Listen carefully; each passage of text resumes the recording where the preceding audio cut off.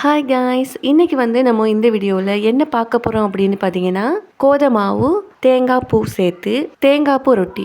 இதுதான் நான் இன்னைக்கு இந்த வீடியோவில் செய்து காட்ட போகிறேன். இந்த ரொட்டி பார்த்தீங்கன்னு சொன்னால் ஸ்ரீலங்காவிலேயே ரொம்பவுமே விரும்பி சாப்பிடக்கூடிய ஒரு உணவு.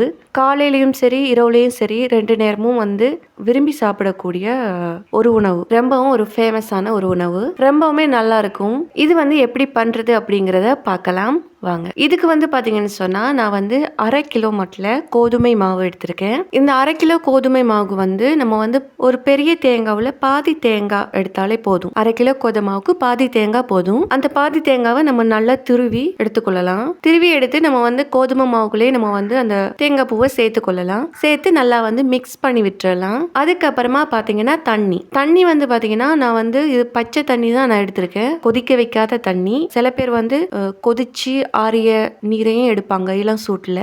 இதுக்கு நான் பச்சை தண்ணியை யூஸ் பண்ணுறேன். இந்த தண்ணியோடையே நம்ம உப்பையும் கலந்துருக்கோம். அதுதான் ரொம்ப ஈஸியாக இருக்கும். இப்போ அந்த தண்ணியை நம்ம கொஞ்சம் கொஞ்சமாக மாவுக்குள்ளே ஊற்றி நம்ம மாவை பிசைய போகிறோம். இந்த மாதிரி ஒரு அளவில் நம்ம இந்த ரொட்டியை உருண்டை பிடிச்சிடலாம்.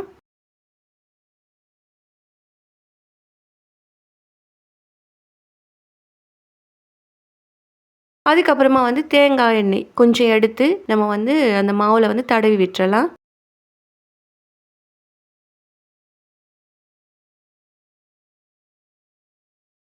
தடவி விட்டுட்டு நம்ம ஒரு 30 நிமிஷம் அப்படி வச்சிடலாம். வச்சுட்டு 30 நிமிஷத்துக்கு அப்புறமா நம்ம ரொட்டியை தட்டி தட்டி நம்ம எடுத்துக்கொள்ளலாம்.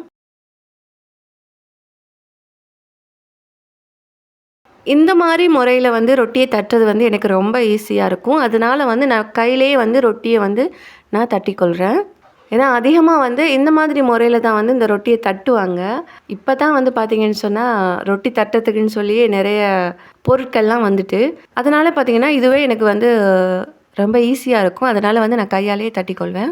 இப்போ நம்ம அப்படியே ரொட்டி கல்லில் நம்ம அப்படி போட்டுற வேண்டியதுதான். இப்போ பார்த்தீங்கன்னா ஒரு பக்கம் வெந்துடுச்சு. அடுத்ததாக நம்ம திருப்பி இன்னொரு பக்கமும் போட்டு அதுவும் வெந்ததுக்கப்புறம் நம்ம எடுத்து வச்சிடலாம். இந்த மாதிரி நம்ம வச்சிருக்கிற 3 உருண்டையுமே தட்டி ரொட்டி கல்லில் போட்டு நம்ம அதை எடுத்துடலாம். இப்போ பார்த்தீங்கன்னா ஒரு சூப்பரான ரொட்டி ரெடி ஆயிடுச்சு. தேங்காய் பூ ரொட்டி ரொம்ப சூப்பராக இருக்கும். சும்மாவே சாப்பிடலாம், அப்படி இருக்கும் அந்த ரொட்டி. இதுக்கு பார்த்தீங்கன்னா மீன் கறி ரொம்ப டேஸ்ட்டாக இருக்கும். அதோட சேர்த்து சிக்கன் கறி அல்லது பீஃப் கறி இதெல்லாம் சேர்த்து சாப்பிட்டோன்னா இந்த ரொட்டிக்கு சூப்பராக இருக்கும்.